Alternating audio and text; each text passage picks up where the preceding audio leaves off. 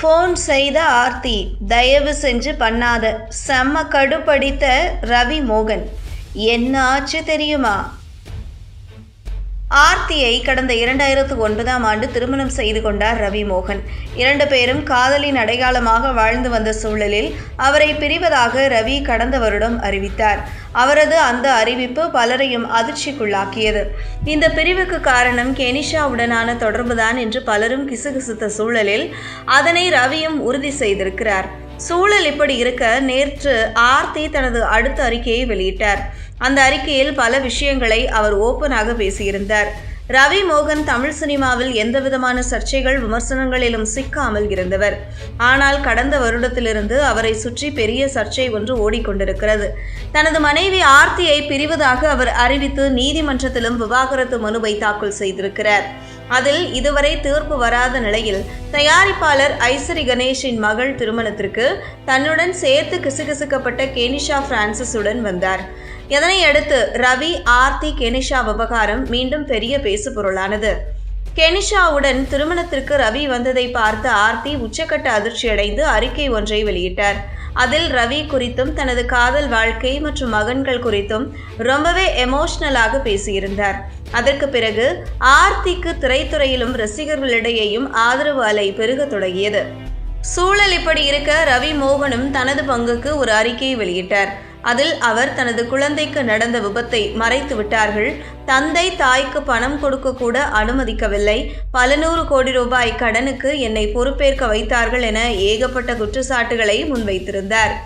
அவரது அறிக்கையில் மட்டுமின்றி இந்த பிரச்சனை ஆரம்பித்ததிலிருந்தே ஆர்த்தியின் தாய் மீது ஒரு விமர்சனம் வைக்கப்பட்டு கொண்டே இருந்தது. நிலைமை கைமீறி போவதை உணர்ந்த ஆர்த்தியின் அம்மா சுஜாதா ஒரு விளக்கம் கொடுத்திருந்தார். அந்த விளக்கத்தில், நான் ரவியை ஹீரோவாக மாப்பிள்ளையாக மட்டும் பார்க்கவில்லை, ஒரு மகனாக பார்க்கிறேன். அவர் எனது மகளுடன் இணைந்து வாழ வேண்டும். அழகாக வாழ்ந்த ஒரு மகள் இப்போது வாழாவெட்டியாக இருப்பதை பார்க்கும் வலி ஒரு தாய்க்கு மட்டும்தான் தெரியும். நான் ரவியை பல 100 கோடி ரூபாய் கடனுக்கு பொறுப்பேற்க வைத்திருப்பதாக கூறியிருக்கிறார். 1 ரூபாய் கடனுக்காவது அவரை நான் பொறுப்பேற்க வைத்ததற்கான ஆதாரத்தை அவர் வெளியிட வேண்டும். நான் கொடுமைக்கார மாமியார் கிடையாது என தெரிவித்திருந்தார். இப்படி ஆர்த்தியும் அவரது தாயும் தங்கள் தரப்பு விளக்கத்தை கொடுத்து வருகிறார்கள்.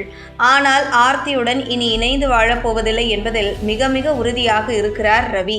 இதற்கிடையே கெனிஷா கொடுத்த ஒரு பேட்டியில், நான் எனது சோல்மேட்டை கண்டுபிடித்து விட்டேன், அவர் பாதுகாப்பாக உணர வைக்கிறார் என தெரிவித்திருந்தார். எனவே 2 பேருக்குமான திருமணம் குறித்த அறிவிப்பு எப்போது வேண்டுமானாலும் வரலாம் என்ற எதிர்பார்ப்பு பலரிடமும் எழுந்திருக்கிறது. இந்த நிலையில் ரவி மோகனின் பழைய வீடியோ ஒன்று சமூக வலைதளங்களில் ட்ரெண்ட் ஆகியிருக்கிறது. அதாவது சில வருடங்களுக்கு முன்பு புதுயுகம் என்ற சேனலில் நடிகை சங்கீதா தொகுத்து வழங்கிய நட்சத்திர ஜன்னல் நிகழ்ச்சியில் கலந்து கொண்டார் ரவி. அப்போது அவர் பேசுகையில், பேராண்மை பட சமயத்தில் நான் தீவிரமாக டயட் இருந்தேன். அப்படி இருந்ததால் எப்போதும் பசித்து கொண்டே இருக்கும். குடிப்பதற்கு தண்ணீர் கூட ஒரு மூடியில் தான் கொடுப்பார்கள். தீவிர பசியின் காரணமாக நான் எல்லோரிடமும் கடுப்படித்து கொண்டே இருப்பேன். நான் சாப்பிடாமல் இருந்ததை பார்த்து எனது அம்மாவோ ரசம் சாதம் தரவா, அந்த சாதம் தரவா என்று கேட்பார். நானோ கோபத்தில், ஐயோ நான் சோறே சாப்பிடக்கூடாது, சாவடிக்காதீங்க என்று கடுப்படிப்பேன்.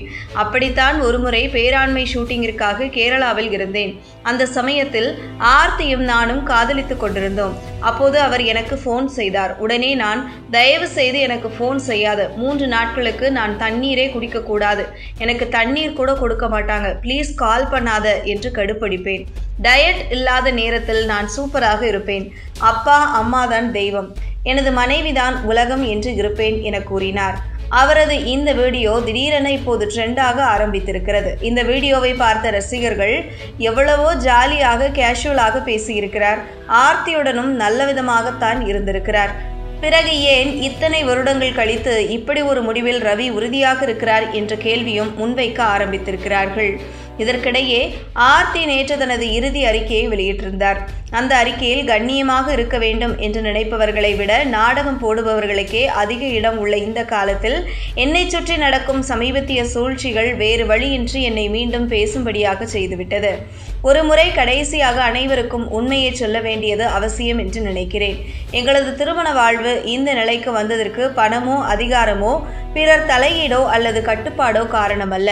எங்கள் வாழ்வில் வந்த ஒரு 3வது நபரே காரணம். எங்களை பிரித்தது எங்களுக்குள் இருந்து ஏதோ ஒன்று அல்ல, வெளியில் இருந்து வந்த ஒருவர்தான். உங்கள் வாழ்வின் ஒளி என அறியப்படும் அவர் எங்கள் வாழ்வில் இருளை கொண்டு வந்தார் என்பதே உண்மை. இந்த நபர் சட்டப்படி விவாகரத்து ஆவணங்கள் தாக்கல் செய்யப்படும் முன்பே எங்கள் வாழ்க்கையில் வந்துவிட்டார். இதை ஒரு வெற்று குற்றச்சாட்டாக அல்ல, மாறாக போதுமான ஆதாரங்களுடன் தான் கூறுகிறேன். எனக்கு கட்டுப்படுத்திய மனைவி என்ற பட்டம் கொடுக்கப்பட்டுள்ளது. என் கணவரை அன்புடன் பராமரித்து அவருக்கு கேடு தரும் தீய பழக்க வழக்கங்களிலிருந்தும் எங்கள் வீட்டின் உறுதியை சீர்குலைக்கும் விஷயங்களிலிருந்தும் அவரை பாதுகாத்து கட்டுப்படுத்தியது என் குற்றம் என்றால் அப்படியே இருக்கட்டும்.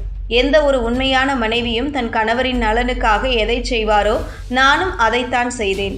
ஆனால் அப்படி நடந்து கொள்ளாத பெண்களுக்கு இந்த சமுதாயம் சுமத்தும் அனைத்து கொடூரமான பட்டங்களையும் கணவரின் நலனை காப்பாற்றியும் நான் சுமக்கிறேன். தனது சொத்துக்களை, கௌரவத்தை இழந்து வெறும் காலோடு ஒன்றும் அவர் வீட்டை விட்டு வெளியேறி போகவில்லை. நன்றாக முன்கூட்டியே மிக தெளிவாக திட்டமிட்டு விலை உயர்ந்த ஆடைகள், அணிகலன்கள் அணிந்து தனக்கு தேவையான அனைத்து பொருட்களையும் எடுத்துக்கொண்டு 5 கோடி ரூபாய் மதிப்புள்ள ரேஞ்ச் ரோவர் காரில் தான் வீட்டை விட்டு சென்றார். அவரை யாரும் துரத்தவில்லை. அவர் அமைதியாகவும் மிகுந்த நிதானத்தோடும் திட்டமிட்டுதான் வீட்டை விட்டு வெளியேறினார். உண்மையில் அவர் என் பிடியிலிருந்து தப்பிச் செல்ல நினைத்திருந்தால் நேராக அவர் அடிக்கடி தொலைத்த பெற்றோர்கள் என்று குறிப்பிடும் அவருடைய பெற்றோர்கள் வீட்டிற்கு அல்லவா சென்றிருக்க வேண்டும். ஆனால் அதை விட்டுவிட்டு எங்கள் வாழ்வில் அதிக சேதத்தை உண்டாக்கிய வீட்டின் கதவை ஏன் தட்டினார்? திட்டமிட்டு நடந்த இந்த சதியை தற்காப்பு நடவடிக்கையாக யாரும் குழப்பிக் கொள்ள வேண்டாம். துன்புறுத்தப்பட்டதாக, தனிமைப்படுத்தப்பட்டதாக புகார் கூறுகிறார். அப்படியானால் ஏன் இத்தனை ஆண்டுகள் வரை காத்திருந்தார்? ஏன் ஒவ்வொரு வருடமும் திருமண நாளை கொண்டாடினார்? ஏன் குடும்ப விழாக்களில் கலந்து கொண்டார்? வாழக்கூடாத சூழ்நிலையில் எதற்காக இத்தனை வருடங்கள் வாழ்ந்தார்? அவருக்கு உரிமையுள்ள அனைத்தையும் நன்றாக அனுபவித்துவிட்டு தனது குட்டு வெளிப்பட்டு தன் மீது குற்றம் சுமத்தப்படும் என்ற நிலையில்தான் வீட்டை விட்டு வெளியேறினார் என பல விஷயங்களை குறிப்பிட்டு பரபரப்பை கூட்டியிருந்தார் என்பது குறிப்பிடத்தக்கது.